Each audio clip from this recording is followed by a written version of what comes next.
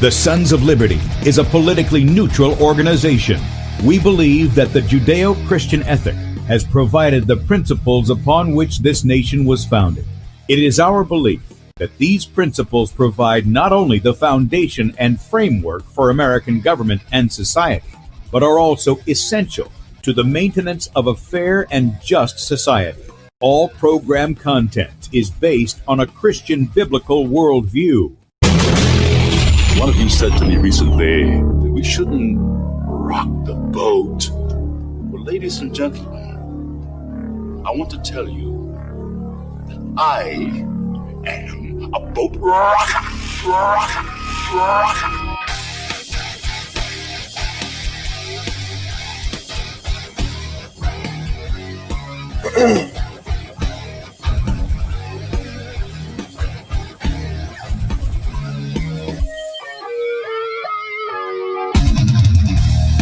Good morning, America. Welcome, Christians, conservatives, constitutionalists, liberals, libertarians, communists, Islamists, LGBTQ, RSTUV, WXYZ people, all the boat rockers in the house, and others, and anybody I may have missed, to the Sons of Liberty radio show here on Red State Talk Radio, where we use the Bible and the Constitution not to see who's on the right or the left, but who is on the straight and the narrow.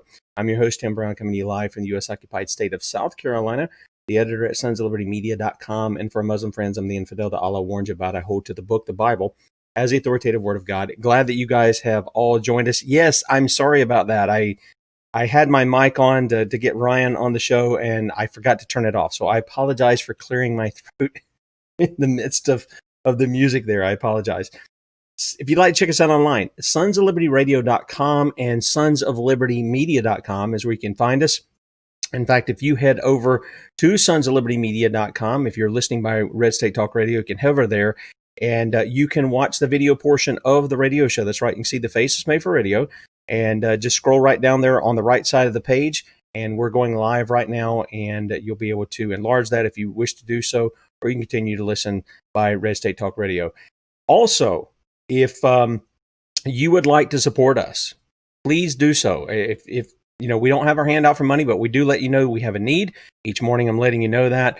You can go to sonsoflibertymedia.com, click on the donate button. You can help us do what we do, not only on the radio, not only on the internet, but going across the country to teach the Christian and constitutional heritage of the United States. And so you can click on a donate button. You can make a one-time donation here. You can also click on Become a Son or Daughter of Liberty if you'd like to do that monthly. That's up to you. That'll be set up. You set up one time, and then it takes care of itself after that. And then finally, if you'll go over here to sonsoflibertymedia.com, scroll down right there on the right, just above where the radio shows are, you'll see there's a place where you can put your email in. We don't rent it out. We don't sell it. We don't send you spam email. You get one email a day. It tells you the articles that we have out for the day. Usually Bradley has at least one. I have a couple, and then we have contributors as well. So sign up for that on sonsoflibertymedia.com. Now, you can also catch this live video feed not only on sonsoflibertymedia.com, but on Bradley's Twitter account at BradleyDean1, my Periscope and Twitch accounts at Setting Brushfires. Facebook is Bradley Dean SOL. Our YouTube channel is, just look up for Bradley Dean. BeforeIt'sNews.com, we're right there on the front page as well, and DLive.tv at The Sons of Liberty. And I think I've got all of that stuff out of the way. Now, if you want to call in, if you got a question for a guest or a comment, love to hear from you guys. 215-TOP-TALK, 215-867-8255. Now, with that said, I spoke with Captain Carl, who's in the chat room today, and he said, hey, you ought to have Ryan Bundy on. I said, I'd love to have Ryan or Ammon or Clive, any of those guys. And I've spoken with Cliven briefly, Ryan's father, and most of you would be familiar with what took place in 2014. And then a couple of years later up in Oregon at what we call the bird farm up there. And you know that the Bundys were at the center of these things, that the federal government, it's come out, it's very clear that they were after their water rights. They were out to get their land. The truth has come out that they were ready to kill the Bundys. They were set up to kill them. And there were a large number of patriots from all over the country who came in and stood their ground with them. They stood in the gap, if you will. And people have forgotten that. They've forgotten the constitutional lessons that were taught in that time about federal land grabs and what the Constitution says about federal the federal government owning land and what it's to be used for. And so what I thought I'd do is this is something that I want Ryan to speak to, because he went through it firsthand and he stood against it, he and his family. And I think overall they came out on the good side, but they're still facing a lot of things, from what I understand, even now. So with that said, Ryan Bundy, welcome to the Sons of Liberty, man. Thank you, sir. Good morning. Yeah, good morning to you. And Ryan is up really early. It's like 3 a.m. there, right? It is 3 a.m. Okay. All right. Well, Ryan, for people who may not, who may have missed this, because this was international news at the time. For people who may have missed it, can you give them a brief rundown of some of the history of what led up to, I think it was April of 2014, and what took place with the federal agents? It was basically an army that had come in there, and they had set up snipers. They had basically an armed army that came in there, hundreds of federal agents, over what they claim you owe them. And can you kind of give a little history on that? Sure. So the main crux of the problem comes, and what led up to that was the environmental, it's in the Endangered Species Act, wherein they used the desert tortoise as the excuse to take all the ranchers off the land. Not only ranchers, but other users try to take the use of the land out of the hand of private individuals. And so that took place, back in the late 80s, early 90s. And Clark County, Nevada, which is where we live, at one point had 53 different ranchers on there. And through that Endangered Species Act, they were able to rid the county of pretty much all those ranchers, except for my father and one other rancher who joined with us and just said, no, we're not leaving. And so at that time, we actually fired the BLM. We sent a letter to the Solicitor of the United States, basically saying, thank you for your services. They're no longer needed. We'll manage our ranch on our own without your management consultation, Bureau of Land Management people, and sayonara type of program. Well, that infuriated them, and then so from the early 90s until 2014, they have been trying to get us off the range. And it went so far to now they're bringing an army to push us off, more or less. So in a nutshell, there you go. Okay. All right. Now, it was reported in the news, and of course, I know the truth because we pulled the documents too at the time, but it was reported in the news, well, you guys weren't paying your taxes. And as though somehow, I got to tell you, as though paying the fruit of your labor, that the government somehow has a right to demand that of you, is somehow patriotic. I really have a problem with that. But you guys were actually trying to do it the constitutional way through the state. And I think there's checks and things of that nature that your father had did of trying to give that to the state of Nevada. What is the crux of this? Because constitutionally, does the federal government have a right to any land outside the 10 square miles of D.C. other than by the way the Constitution lays it out? And could you speak to that? Could you educate the people on what the Constitution says about the federal government owning land? Okay, so there's two places in the Constitution that speak of land, and one of them is in Article 1. Now, Article 1 lays out the powers of Congress. And in Article 1, Section 8, Clause 17, it states that Congress shall have power to, and then it goes on to describe the 10-mile square, which we know as Washington, D.C., and it says that they shall have exclusive legislation or exclusive jurisdiction over that 10-mile square. In other words, nobody else has power within that 10-mile square. Only Congress does. It belongs to them. It's exclusively theirs. And it's given to them for the seat of government. And then it goes on to say that they could have like power over such places purchased with the consent of the state legislature in which the same shall be, for the erection of forts, magazines, arsenals, dockyards, and other needful buildings. Okay, so if Congress wishes to purchase land within an admitted state of the Union, and they do it with the consent of the state legislature, they can't force that sale, they can't force their hand on that, and then it can only be used for those 5 express purposes, then yes, they can have power and ownership over those lands that are purchased in that manner. The other place in the Constitution speaks about territories. That's in Article 4, Section 2. Article 4, Section 2 is basically there for admitting new states into the Union. And so it talks about territories, and it says that Congress shall have the power to dispose of and to make all needful rules and regulations respecting a territory. Of course, then it goes on to talk about, the formation of new states.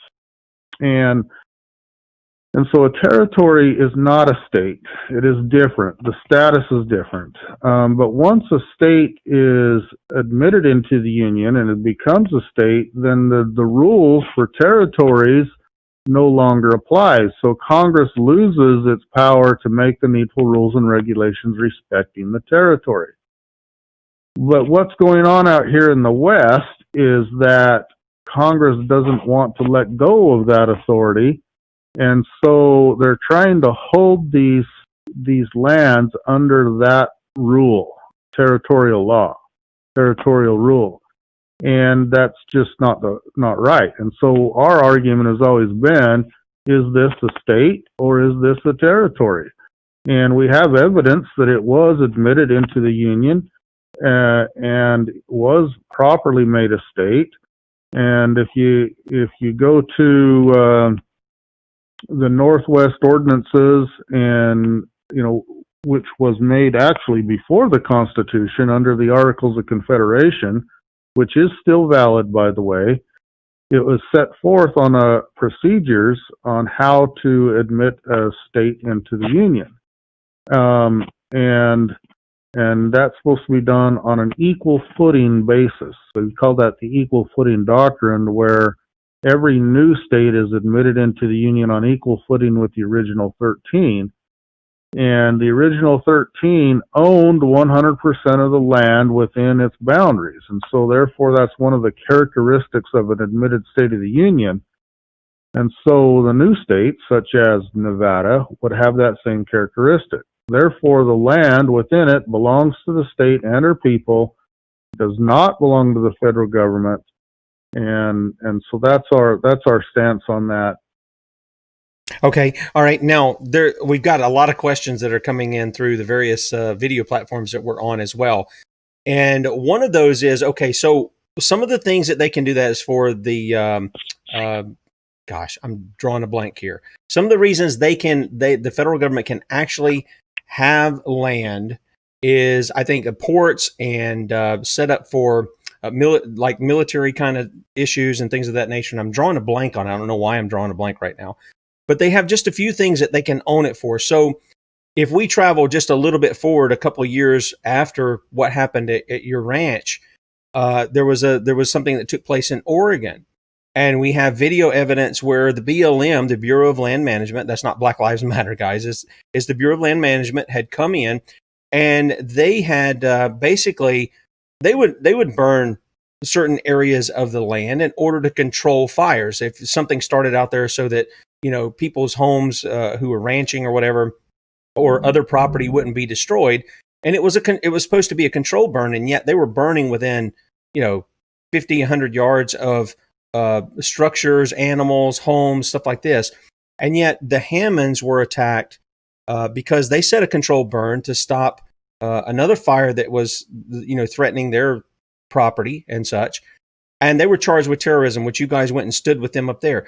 But where you took a stand up there, it was basically a bird farm. It was a wildlife refuge.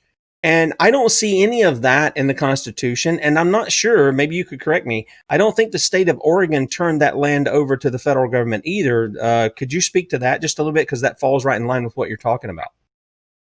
Sure. Okay. So the uses that Congress can possess land for, it's interesting because when our founders created the Constitution, the Constitution is basically creating the federal government. That's what it's doing, and it's forming that union, forming that government, that level of government. And so therein we are giving them certain duties to perform, and then granting them the power to perform them. And in so doing, our founders knew that they would need a certain amount of land to be able to perform those duties. And thus they give them the seat of government, Washington, D.C., but they knew they would need a few other pieces of ground to be able to perform their duties. And so that's the only reason that they have authority to own land, is simply to perform their duties. And every one of those purposes are specified for that purpose, and that's it. In other words, the federal government is not supposed to own land for arbitrary purposes. Government's not supposed to own land. The land and the resources are supposed to belong to the people. That's simple. Yeah, can I interject just a second? Can I interject just a second? Because I did go ahead and look this up. Article 1, Section 8, and in there it says that they can have them for the erection of forts, magazines, arsenals, dockyards, and other needful buildings. And they can make laws according to those things, but I don't think those laws are supposed to be contrary to what we have in the Constitution. I just want to interject that because I drew a blank there a minute ago, so I'm sorry to interrupt you. Go ahead. Gotcha. So if you notice, 4 of the 5 of those really relate to military purposes. Arsenals to store, and magazines. They're to store armaments, ammunitions and guns. Military bases, docks, which would be for the navies. Other needful buildings is a bit open-ended. That would include things for like post offices, courthouses, a few things like that. But other needful buildings certainly does not include, large tracts of land without, a specific purpose. And so when it gets right down to it, you're right. Forest Service, Bureau of Land Management, wildlife refuges, monuments, wilderness areas, things like that are not constitutional. There's no place in the Constitution that allows for those to be federally owned or controlled. And so back to Oregon, where they have this Malheur National Wildlife Refuge, there's no constitutional basis for its ownership. Nor can the state turn land over to the federal government without it being part of that Article 1, Section 8 purposes. The state just can't say, hey, here, have some land. No, they can't do that.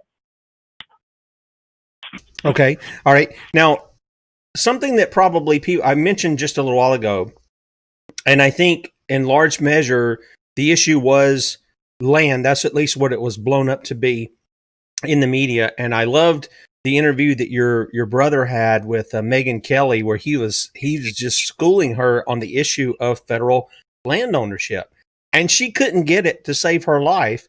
And I thought that was really good that the people were able to hear, here's what the Constitution actually says, not what some person says, oh, the founding fathers wanted this, that, and the other, and they didn't want anything like what they're talking about. He was actually referencing that and thought that was good.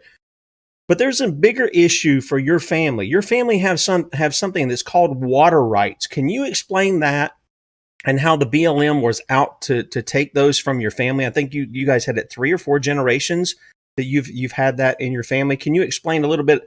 Because that seems to be the underlying thing of what they were working to take from you guys.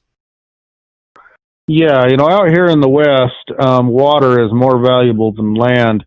Because there's so little of it. It is a very arid country, and so, but across the land there are springs and different, sources of water that are here. But it's even so, it's still very minimal. And so, when we often describe it like in our cattle industry. If you have some water um, out in the middle of a desert, it really holds. It's not good for anything unless you can utilize it. And what's going to utilize it out there except for something to drink it?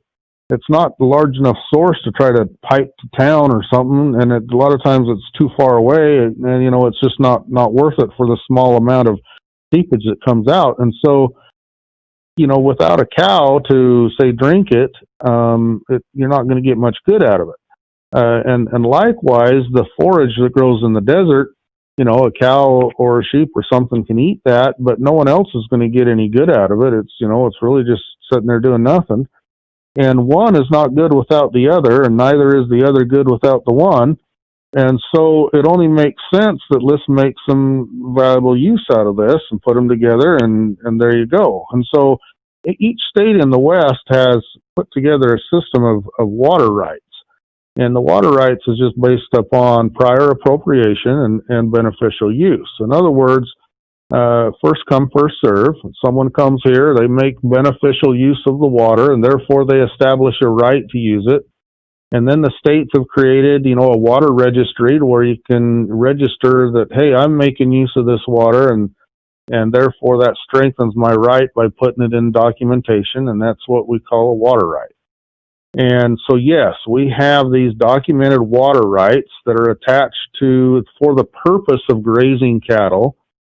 And we've been using them since 1877 when my pioneer ancestors came in the area. So, at the time we was, like 130 something years. We're into the 140 somethings now that we're down the road a few years now. But so over 140 years, we've been utilizing these waters and this range for grazing cattle. And so that's a long established rights that we have created. Okay, all right. And just so people know, I was out there I think it was 2016. I forget when it was. I did a couple of SHOT shows 2 years in a row. And one of the things that I noticed, we were going out to see Pete Santilli. He was out in, I don't know, I know your brother was out there in the same place. I don't know if you were, I think you were out there as well in the Southern Nevada, Gestapo thing out there, the gulag, if you will. I went in, I was like, these guys haven't even been convicted of something and they're in this thing. We went out there to see them. And one of the things that got me about the whole idea of the control of the land was Deb Jordan, who's Pete's co-host. She said it was more than 90% of Nevada was considered federal land. Is that true? Yeah, it's actually, well, I don't know if we got the exact amount, anywhere from say like 89 to 93%. Yes. So upwards in the 90 percentile that the federal government claims ownership to. Okay, and they're doing it unconstitutionally. That's what I want people to understand. They're doing it unconstitutionally. Now, Ryan, we got people asking some questions in here, and I remember reporting on some of this stuff about Harry Reid, about the Chinese. Now, this is probably going to become very relevant to some of the stuff that's come out with Joe Biden and China and this, that, and the other. But there were a lot of reports, and especially I know that we had a bunch up in Oregon, of the land not just being, it's a land issue. I think a lot of it has to do with pushing Agenda 21 out of the United Nations Agenda 2030. But what about the minerals and resources that are on your land that the federal government might want to get a hold of? Because we know when Obama left office, one of the things he did was he just willy-nilly said what was it, the Gold Butte area, we're just going to federalize that. We're going to pull a Teddy Roosevelt, who was the guy who seems to have started all this stuff. We're going to pull it. We're just going to sign this thing, and all this is our land now. I mean, it's almost like a thuggery that's going on. What kind of value of the land do you see that the federal government has, and what do you think is the agenda for that as to why they wanted to come after you guys? There's a lot of speculation on that, and I don't know the absolute truth of those answers. But I do know that within Nevada is very mineral rich. And in the Gold Butte, by the way, Butte is the proper pronunciation of that. Thank you for that. Gold Butte area, There is gold down there. I do know that. But I know there's also uranium. We got a lot of uranium mining claims out here, although I don't think it's ever been mined, but I do know that some of the claims are for uranium. I don't know what other minerals in the ground here, but, and so I'm not exactly sure what was all that dealing with China was about, but I do know that there were some dealings going on, and of course, I guess they were thwarted by our not leaving the land, and that did get old Harry Reid in trouble with the Chinese. I don't know if you recall, but after 2014 happened and so forth, he got beat down real hard. Showed up all black-eyed and bloody-faced from somewhere. No one knew quite where that come from.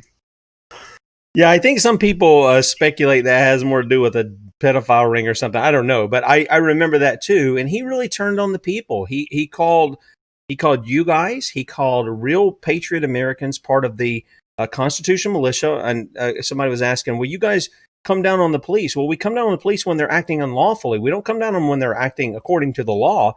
But under our Constitution, the people, the militia, are the law enforcements. They're the constitutional law enforcers. And but he came down on you guys. He came down on the militia, calling them domestic terrorists. This is a representative of your state who has basically turned his back on it. I mean, frankly, I gotta be honest.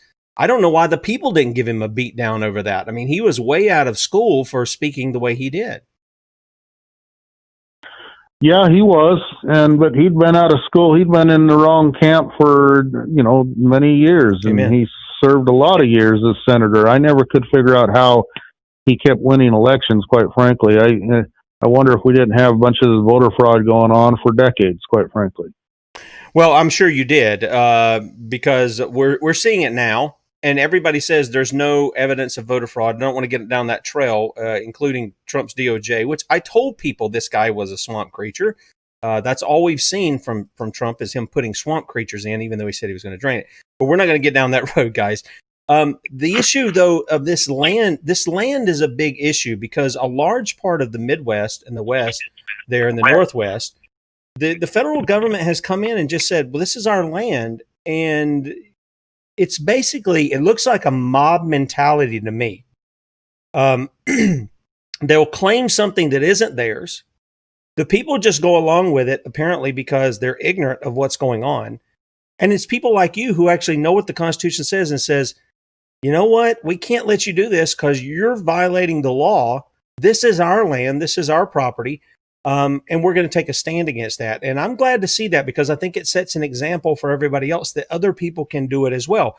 But I think you guys wouldn't have been able to do it just by yourself. I think they would have took you guys out and nobody, excuse me, nobody would have been the wiser. But you guys got the message out to other people. They thought, I know some of the news media said, your father was he was just paranoid and this, that, and the other, and he just wanted to start something. But your lives were really on the line. Can you help people understand just how serious it was when the feds came in, even without you knowing, setting up surveillance, setting up snipers, and then bringing in this basically a small military to come against you and your family? Sure. So let me tell you a little bit about that. Again, we've been having dealings with BLM on similar type matter for since the late 80s. And they had tried to gather our cattle several times prior to that, always to no avail. We've always been able to stop them in one way or another. But this time here, they were going to come at us, hard and heavy. And in fact, we found out after the fact that it was purposely designed to be the most intrusive cattle gather ever. And they wanted to be right in our face, kick us in the teeth. And their agenda was to try to instigate us to some type of action, which would then justify them in killing us. And about 10 days prior to them beginning their operation, they had a BLM special agent try to contact us to see how we were going to react to their coming in. And this guy actually called me and spoke with me. And during about an hour and a half long conversation with him, at one point, he told me straight out that this was going to be the next Waco or Ruby Ridge and that they would kill me. And so I knew what their intentions were. And, I just said, well, bring it on. And we were ready. So that's what their goal was. Yeah, and they were acting unconstitutionally the whole time. They set up a free speech zone that they were going to lock. I don't know where that is in the Constitution. I'm assuming that the Constitution, me being just so stupid and just a backwoods redneck here in South Carolina, when it says you have the right to free speech, it doesn't limit you to where that free speech is. But I remember they had that there near your property or on your property. And they were controlling who was going in and going out. I think one of your brothers had been tased. They really showed their thuggery in this. And they were led by this guy by the name of Daniel Love, that we took time because it was so important. He was the leader in all this. And I think there was even some FBI agents who was like, okay, this guy is off his meds. We can't even go along with what he's doing, even though they were acting criminally as well. So you've got all these things going on. Now, we have a guy by the name of Larry Wooten, and when I talked to you yesterday, one of the things I asked was, did you have a contact for him? Because we wanted to see about bringing him on the show. Can you tell us what you know about Larry Wooten and the 2 memos that he wrote? Because I think people need to really understand that if they think the federal government is somehow their friend, that it considers itself the creature of the state. Rather, it's now turned into this beast that thinks it owns the states. Can you help them understand from what you know from Mr. Wooten and explain who he is and what he wrote as to how it ties to this statement you just made that they say they're going to kill you? Yes. Okay. So Larry Wooten actually works for the Bureau of Land Management, and he was assigned to be involved with internal investigations. And so he was there in 2014, and he noticed a lot of these atrocities that were taking place, that all these unconstitutional things and, improper things that were going on. Now, he clearly comes out and says that he doesn't agree with the Bundys on our stance and land ownership and different things like that, but that was beside the point.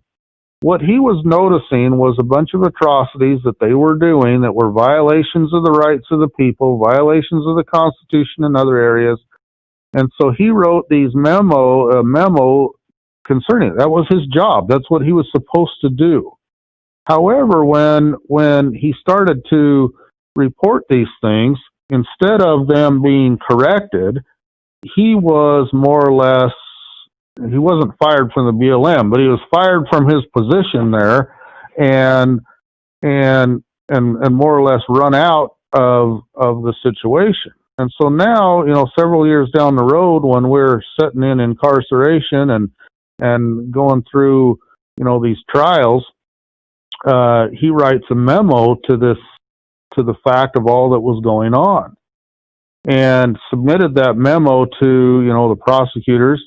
Of course, they hid it. It was about 9 or 10 months later that we actually discovered this memo during the heat of trial, so to speak, and that was evidence that had been withheld, one of the exculpatory evidences,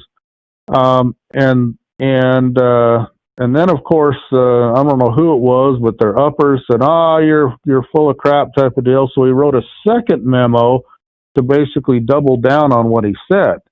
I've never been able to see the second memo, nor has hardly anybody else, because they really have hid that one. They've kept that from coming out in the public.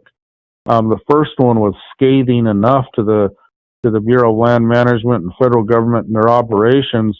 And I guess the second one I hear was even greater than that.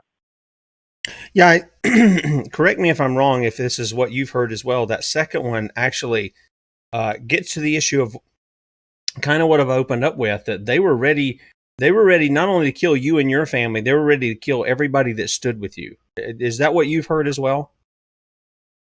Well, I do know that they had a kill list, of people they really wanted, kind of their number one targets, so to speak.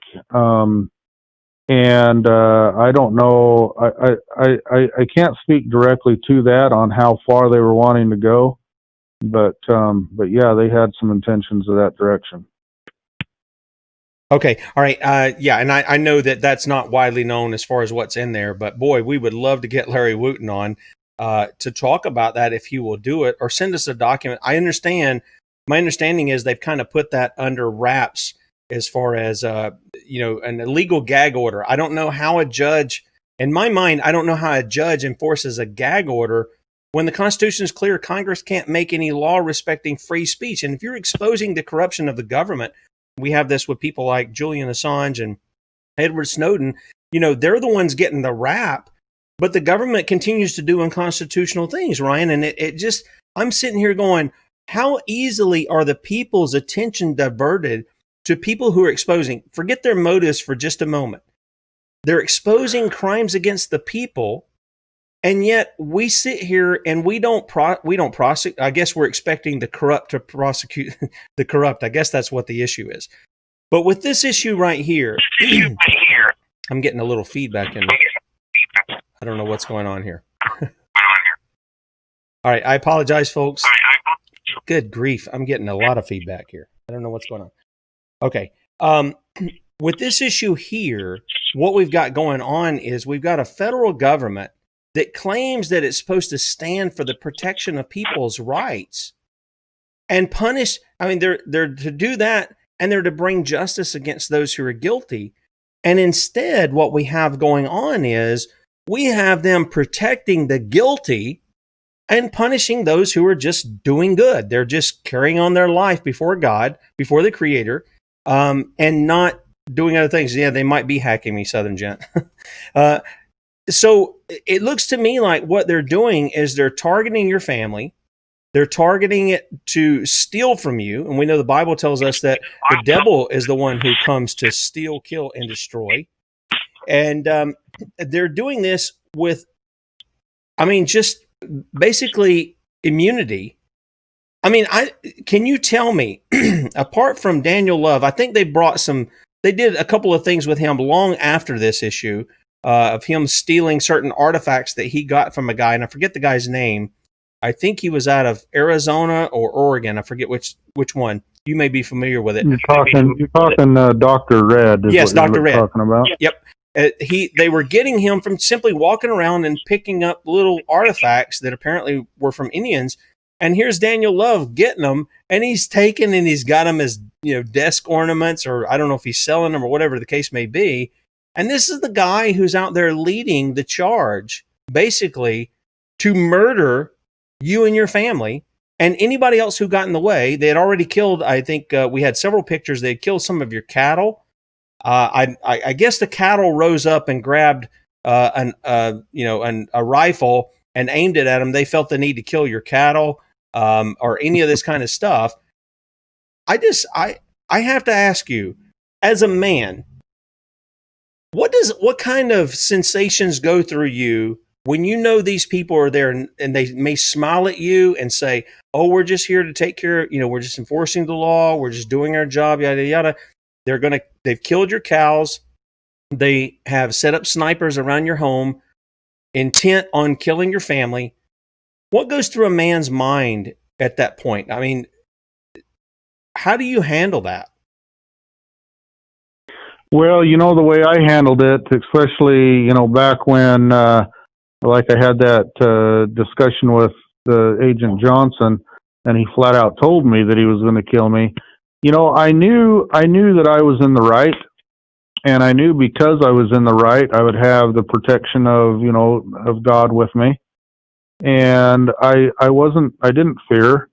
I didn't exactly know how I was going to handle everything, but I knew that I had to stand my ground and stand upon correct principles, and I had to stand. Amen. In fact, that was one of the things my father always said when it come to protecting his rights and his life and his liberty on this land, is he always said, "I'll do whatever it takes."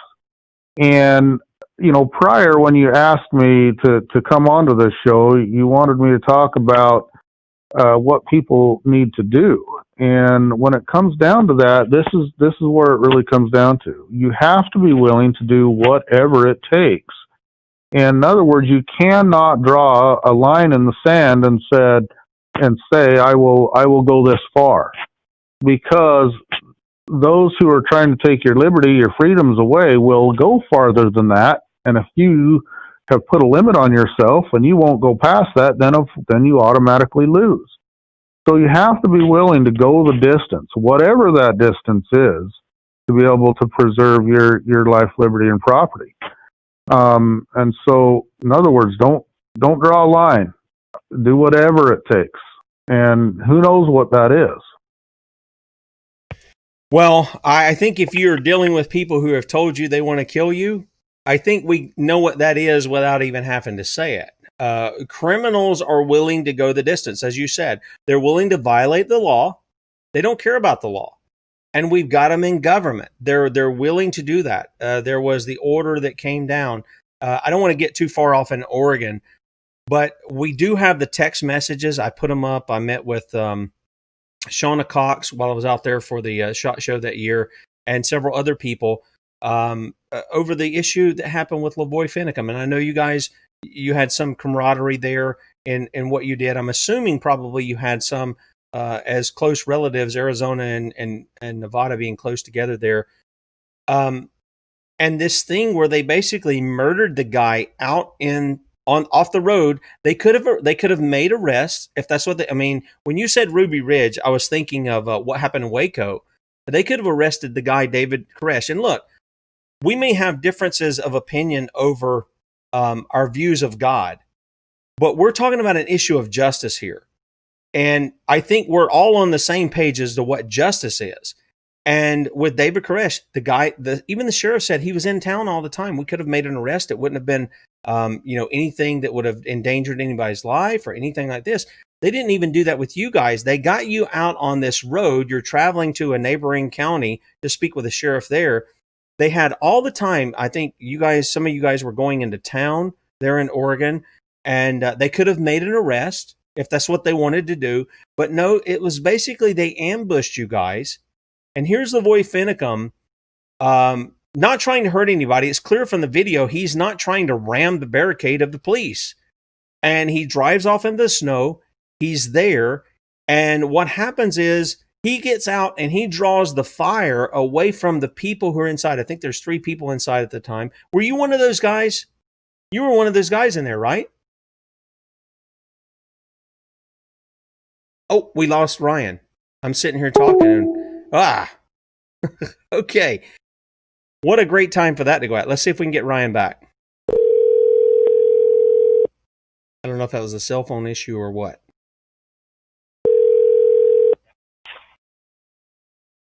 Suspicious again. Their call was dropped. Well, I was just making reference to the fact that you were one of the guys in the truck with Lavoy, right? If I recall correctly. Yes, I was. Okay, so here's Lavoy. And what I was saying, Ryan, is, there's lots of people, whether it's David Koresh or even you and I, we have differences of, I think, theology. But what we're talking about is an issue of justice here. And with that, I stand with you on that. I stand with your family on that. Because the Bible tells us that we're to focus on those things that are, about justice and about mercy. Jesus warned the Pharisees about that. You're tithing of mint and cumin and all these little seeds and all this stuff, but you forget the weightier things of the law and of justice and mercy. And that applies to both the natural citizen, if you will, and to the foreigner. The same law is to apply to them. And so when you see all these things happen, when you see what happened to Lavoy, and before the guy can even, it's clear, I don't know what you heard that I said before, it's clear to me when you watch the video that he's not trying to hurt anybody. He's trying to get to his destination. They're trying to stop him. They had opportunities to arrest him, and they ambush him. As soon as he starts to get out, an FBI sniper, we know that he took at least 2 shots at him, and he's basically gotten off with nothing. I mean, nothing at all. And then he gets out and he draws fire away from the people who are in there. I can't see it but anything else that he loves the people who are in there, and he doesn't want the people in his truck to be harmed, and he dies in the process of doing that. And I talked with Shauna Cox about that. I think it was in 2016 that I spoke with her. We were eating there. Deb and him had set up a thing for the wives and girlfriends and families to come in when the trials were going on. And that's what she told me. She said, I really believed he saved our lives by drawing their attention away from that truck, even though they sort of attacked that truck after. Can you want to speak to that just a little bit? Because you were there and you could speak to that very well. Yes, once again, we had a meeting scheduled with the Grant County Sheriff, and the sheriff, had put together a group of about 400 people for us to come to speak to. So it wasn't like we were engaged in some illegal activity or doing something crazy. We were going to meet with the sheriff, and the people of his county. That's where we were headed. And we were traveling, peacefully, and of course they ambushed us with the intentions to kill, I do believe, and that was thwarted by, I believe, some people that come upon the scene, and therefore they couldn't just wipe us out without having, eyewitnesses see what took place. But all the same, Lavoie, I believe, did save our lives by drawing fire away. Lavoie had a hunch, you can say. I don't know. He kind of knew that he was going to be taken out in this operation there. He spoke to me about it several times, and I didn't really like him talking about that. I didn't want that to happen, but he was very much about protecting me, particularly. In fact, he told me at one point, he says, I'm probably going to die, but you need to live. He goes, you're younger, you got a young family, and he goes, your word needs to keep going further. And so I knew that he would protect me if we come down to a situation like that.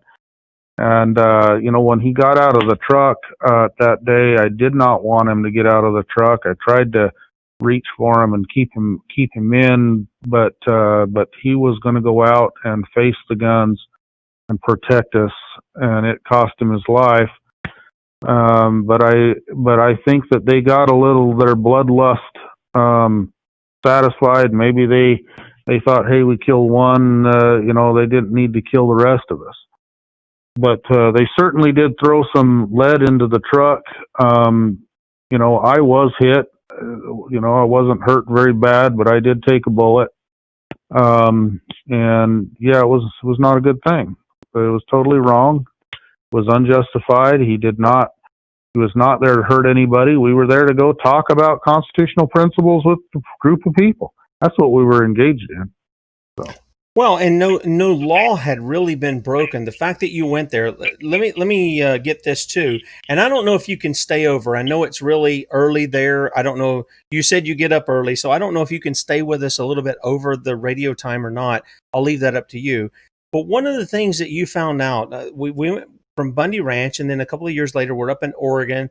There are fellow ranchers there, and I wish we had a whole show, Ryan, to kind of let people understand what it is in the life of a rancher, because our ranchers, I mean the real ones, not these corporate-owned people who just corral cattle and feed them corn and all kinds of stuff they don't even digest and things, but real ranchers out there who provide our beef.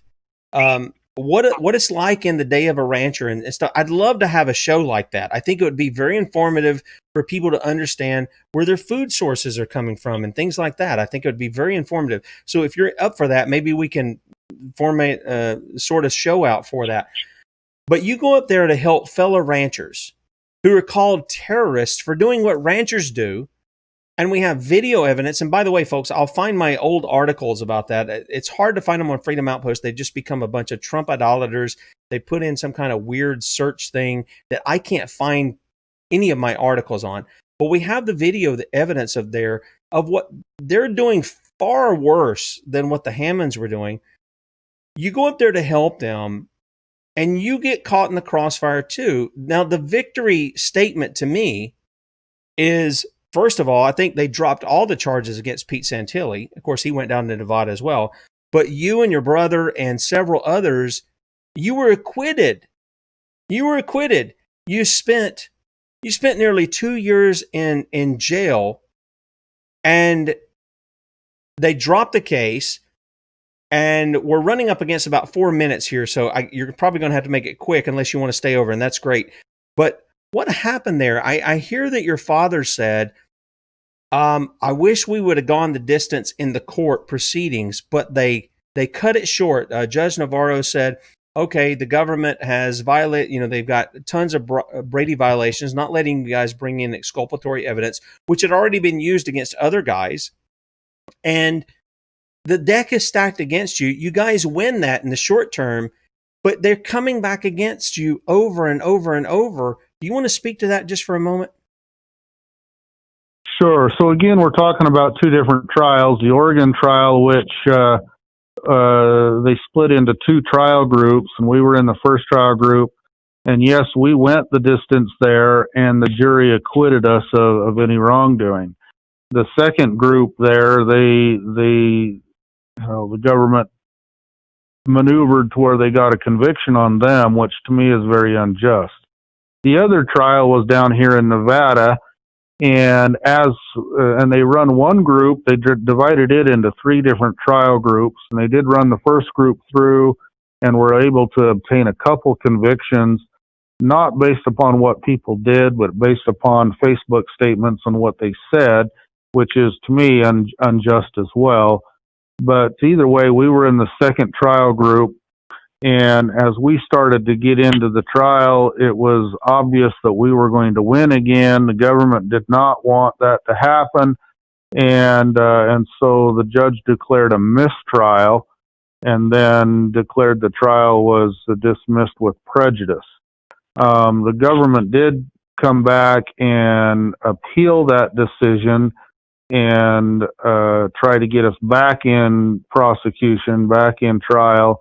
But the Ninth Circuit said no and ruled in our favor. And so all those proceedings are done, over with. And what my dad was speaking about was that he would have rather have gone through trial and come out with an acquittal again. And it was very evident that the jury was on our side and would have acquitted us. And that would have been a better win than the dismissal. Well, I agree. Now, are there any other attacks? It seems like I saw something here recently, or maybe it was last year. All my days run together, to be honest with you. Are there any other attacks against your family? Because I'm sure the thugs aren't just going to back off and say, okay, we're just going to leave alone because of this, this, and this. Are there any other attacks that is happening to your family and such? Not right now. Like I said, that appeal was only finalized in like September, so only a couple months ago. So it's fairly recent that that's finally over. And so at the moment, no.